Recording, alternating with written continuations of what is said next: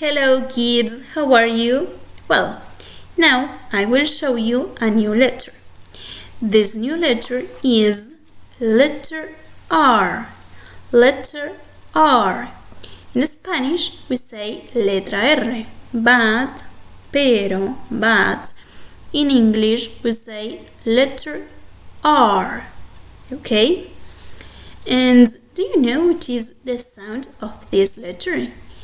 Its sound is R, R, R. And do you know which is the action that represents this sound? ¿Saben cuál es la acción que representa este sonido? Do you know which is the action that represents this sound? Okay.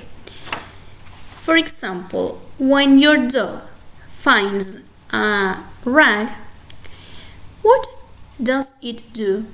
Cuando tu perro encuentra un trapo, ¿qué hace? It rips the rag. Él rasga el trapo. What is rip the rag? How does it rip the rag? ¿Cómo rasga el trapo? How does it rip the rag? Like this. No? Yes. Okay. Now I will show you some examples of words that contain this sound. For example, rabbit, rabbit, rabbit. Rockets, rockets, rockets. And in this example, the sound R is in the middle of the word.